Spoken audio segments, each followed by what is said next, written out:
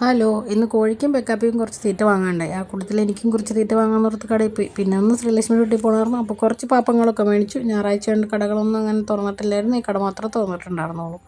പിന്നെ നേരെ വന്നപ്പോൾ ദേ ഇരിക്കണു കണ്ണിമാങ്ങാച്ചാർ. അപ്പോൾ വീട്ടിലേക്ക് വേണ്ടി എനിക്ക് വേണ്ടിയിട്ട് ഞാനൊരു കണ്ണിമാങ്ങാച്ചാറും കൂടി അങ്ങോട്ട് വാങ്ങിച്ചു.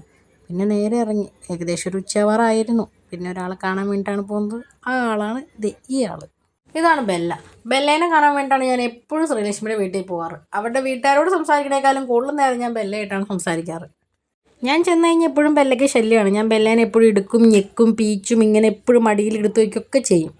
എൻ്റെ മേത്ത് നിറച്ച് അരച്ചായതുകൊണ്ട് എൻ്റെ മടിയിലിരിക്കാൻ ബെല്ലയ്ക്ക് ഭയങ്കര ഇഷ്ടമാണ്. ബെല്ലേനെ ഇങ്ങനെ മടിയിലിരുത്താനും എനിക്ക് ഒത്തിരി ഇഷ്ടമാണ്. ഞാൻ എപ്പോഴും കെട്ടിപ്പിടിച്ച് ഇറുക്കും, കുറേ ഉമ്മയൊക്കെ കൊടുക്കും. എന്നാലും എനിക്ക് ആദ്യമായിട്ടെന്ന് വെച്ചാൽ കുറേ നാളുകൾക്ക് ശേഷം ഞാൻ ചെന്നപ്പോൾ ഇവൾ കുരയ്ക്കുകയൊക്കെ ചെയ്തു. അപ്പോൾ എനിക്ക് സങ്കടമായി. പിന്നെ അപ്പയ്യപ്പയ്യെ സെറ്റായി. പിന്നെ ഞാൻ കുറേ നേരം കൊടുത്തു, കുറേ ഫോട്ടോ ഒക്കെ എടുത്തു. പിന്നെ അവളെ കുറച്ച് നേരം പുറത്ത് വിടണമല്ലോ എന്ന് വെച്ചാൽ പുറത്ത് വിട്ടു. പാവം, വലിയ മൂത്രം ഒഴിക്കാൻ അങ്ങനെ എന്തെങ്കിലും ആവശ്യങ്ങൾക്കൊക്കെ പോകണമല്ലോ എന്ന് കരുതി. പിന്നെ പുറത്തിറങ്ങി കുറച്ച് ചെടിയും കാടും പള്ളിയൊക്കെ പറിച്ചു. പിന്നെ വിമാനം കണ്ടോ, ഇവിടെയാണെങ്കിൽ കുറച്ച് അടുത്ത് കാണാം കേട്ടോ. ദേ നിൽക്കുന്നു നമ്മുടെ ബെല്ല. അവിടെ എന്തോ തൊണ്ടിയും പറക്കി നിൽക്കുകയാണ്. പിന്നെ കുറച്ചധികം മുരിങ്ങയിലൊക്കെ പറിച്ചു തന്നിട്ട് പിന്നെ ഓരോരോ ചെടികൾ കണ്ടു. ഇതൊരു സൂപ്പർ ചെടിയാണ് കേട്ടോ. ഈ ചെടിയിലൊരു കായുണ്ട്, ആ ഉണങ്ങിയത്. അതാണെങ്കിൽ തുപ്പലം തൊട്ടാൽ പൊട്ടുമെന്നാണ് അവൾ പറയണത്. ഇതാണ് ആ സാധനം. അങ്ങനെ ഇത് പൊട്ടിത്തെറിക്കണ കാണാൻ വേണ്ടിയിട്ട് ഞാനിതെടുത്ത് തുപ്പലം വെച്ചു. തുപ്പലം വെക്കണം എന്ന് പറഞ്ഞപ്പോൾ വായിലുണ്ടായിരുന്ന മൊത്തം തുപ്പലം കൂടി ഒറ്റ തുപ്പയിലേക്ക് തുപ്പി. ഇനി പൊട്ടിക്കാനുള്ള കാത്തിരിപ്പാണ്. വെയിൽ കൊള്ളുമ്പോൾ പൊട്ടുമെന്നാണ് പറഞ്ഞത്. അത് പൊട്ടി. പിന്നെ ഓരോന്നിങ്ങനെ അന്വേഷിച്ച് കണ്ടുപിടിച്ച് നോക്കിയിരിക്കുകയാണ്. ഇതിപ്പോൾ പൊട്ടി.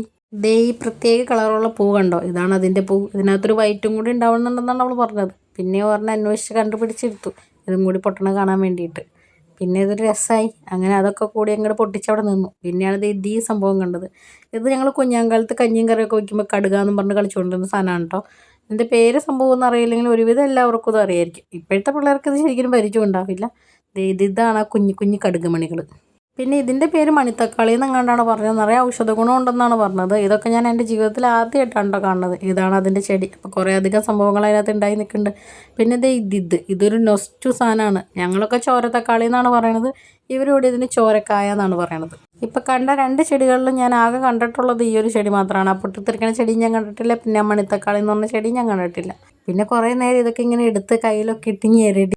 കണ്ടോ, ശരിക്കും ചോര പോലെ ഉണ്ട് കേട്ടോ ഇത്.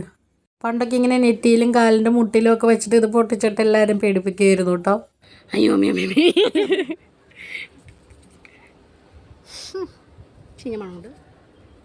Okay guys.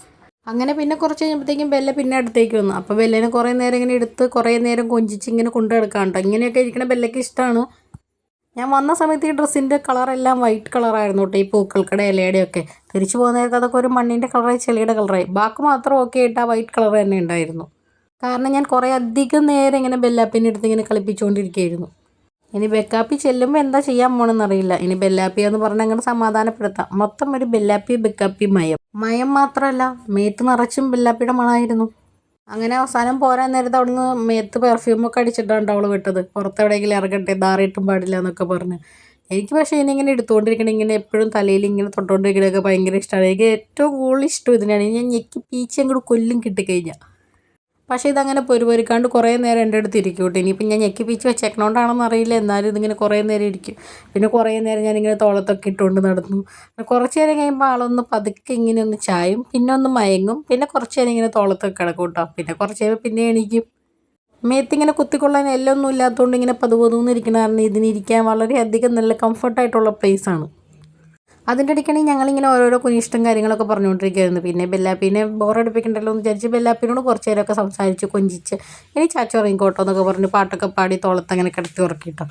ഉറങ്ങിയൊന്നുമില്ല, കുറേ നേരം ഇങ്ങനെ നോക്കിയിരുന്നു. പിന്നെ നമ്മൾ വന്ന മെയിൻ കാര്യം ഇതാണ്, ബെക്കാപ്പിക്കും കോഴിക്കും ഫുഡ് വാങ്ങാൻ. അപ്പോൾ അതൊക്കെ മേടിച്ചു.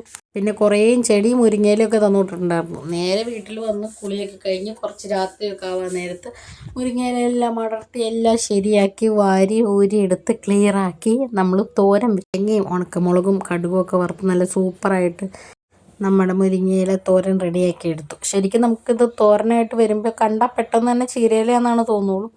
പിന്നെ കുറേ നാളുകൾക്ക് ശേഷമാണ് കഴിക്കണേ. നല്ല ടേസ്റ്റ് ഉണ്ടായി. അപ്പോൾ അത്രേ ഉള്ളൂ. Tata, bye bye.